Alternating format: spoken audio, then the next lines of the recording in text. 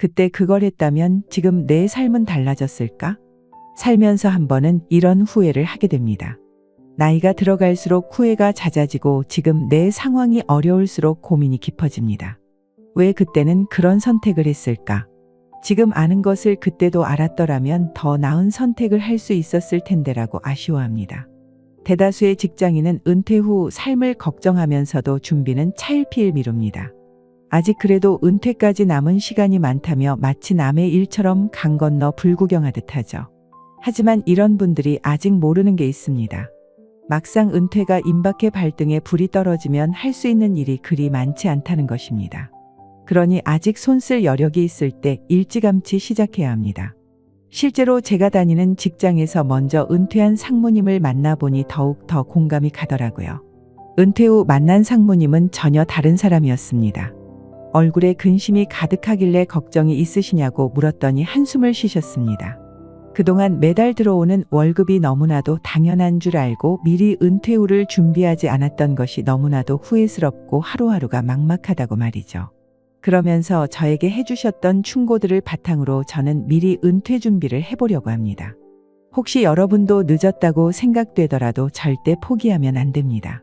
늦었다고 생각하는 건 나만 그런 것은 아니니까 크게 자책할 필요 없습니다.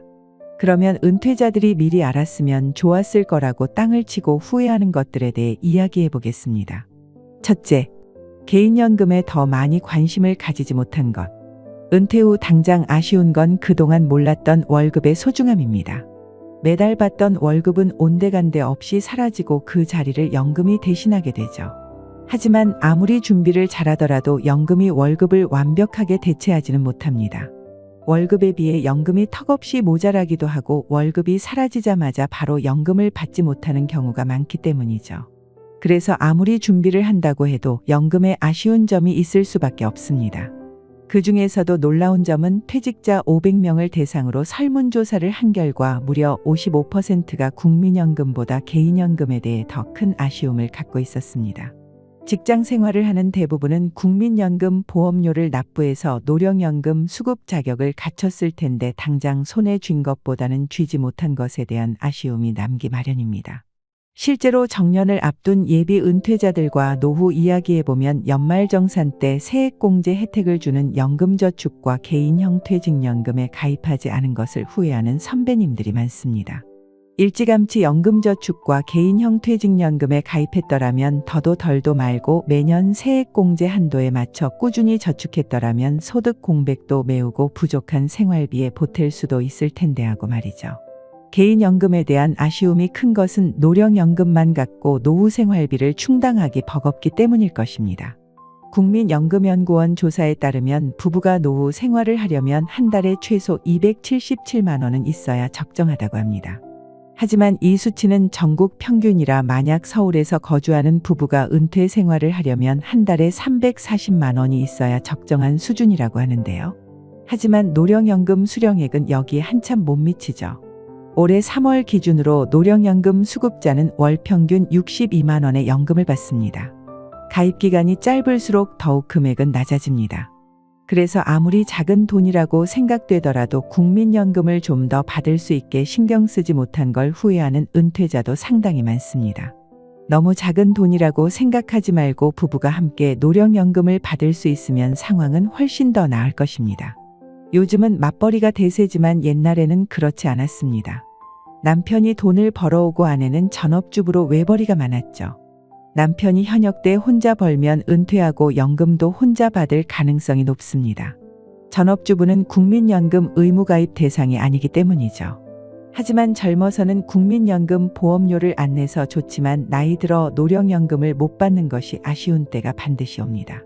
하지만 전업주부도 국민연금에 이미 가입을 해서 10년 이상 보험료를 납부하면 노령연금을 받을 수 있습니다. 출산이나 육아를 위해 직장을 그만둔 경우에는 경력 단절 기간에 납부하지 않은 보험료를 추후에 납부할 수도 있죠. 바로 이것을 놓치는 분들이 아주 많습니다. 외벌이라고 아무것도 할 수 없을 줄만 알았는데 실제로는 노령연금 맞벌이가 되는 겁니다. 백지장도 맞들면 낫다는 말처럼 부부가 함께 연금을 받으면 노후 생활비 마련이 훨씬 수월해집니다. 그러니 더 늦기 전에 두 분이 함께 준비하시기 바랍니다. 칠순거지가 되지 않기 위한 두 번째. 곡간자산과 우물자산을 구분해서 관리하라. 노후에 아무리 생활비를 아끼더라도 사람이 집에서 밥만 먹고 살 수는 없습니다. 외출도 해야 하고 외출을 하면 또 소비를 하게 됩니다. 하지만 막상 노후에 돈을 쓰려면 너무 아깝고 내 미래가 걱정되는 불안함이 생기기 마련입니다. 이럴 때 노후재정 전문가는 필수 생활비와 자산을 축적해둔 곡간자산을 구분하라고 조언합니다. 식비, 생활비, 문화비를 필수 생활비로 구분해서 땅이 마를 때 사용하는 우물재산처럼 쓰고 평상시에는 문을 굳게 걸어 잠그고 버티는 곡간자산을 구분하라는 것이죠. 이렇게 용도에 맞게 둘을 구분해야 노후 생활비에 대한 막연한 불안함이 사라질 수 있습니다. 왜냐하면 돈을 한 곳에 모아놓으면 통장에 괜히 돈이 많은 것처럼 착시 현상이 일어나 소비가 관리 안 되기도 하고 통제력이 떨어집니다. 게다가 은퇴를 하면 우리는 시간 부자가 됩니다. 시간이 너무나도 많아진 건 좋은데 시간을 보내려면 돈이 필요합니다. 그래서 노후에는 더더욱 여러 취미에 관심을 갖기 마련인데 우물자산과 곡간자산을 구분하면서 취미에 사용할 자금도 우물자산으로 미리 구분을 해두는 것이 필요합니다. 은퇴 후 취미생활은 필수이지만 거기에 사용할 자금을 미리 구분해두고 준비하지 않으면 괜한 돈이 나가는 것 같아 선뜻 돈을 쓰지 못하고 무료한 나날을 보내기 때문입니다. 그러니 여러분은 생기 있는 은퇴를 위해 곡간자산과 우물자산을 분리해서 관리하시기 바랍니다. 칠순거지가 되지 않기 위한 세 번째. 퇴직하고 할 일을 미리 준비해 둘 걸. 우리가 직장에서 은퇴하면 평생 일을 안 하고 살까요? 저도 그렇게 생각한 적이 있지만 그렇지 않습니다. 100세를 넘게 사는 요즘 우리는 아직 젊고 충분히 일할 능력과 남들보다 잘할 자신도 있습니다. 제일 중요한 것은 아무 일도 하지 않아도 될 만큼 경제적인 준비가 되어 있는 경우도 많지 않다는 것이죠.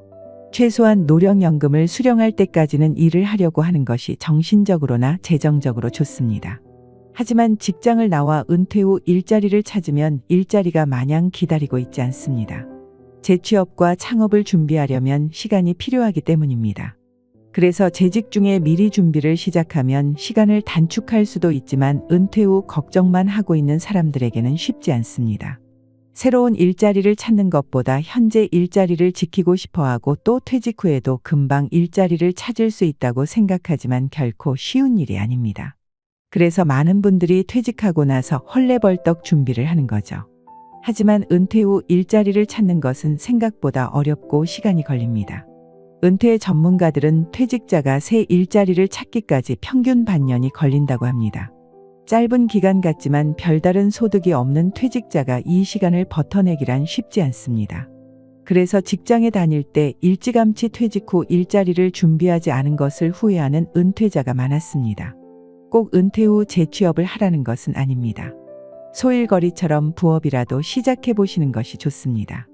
은퇴할 때까지 긴 시간을 헌신했고 고생하셨지만 앞으로도 우리의 인생은 너무나도 많이 남았고 소중한 시간들입니다.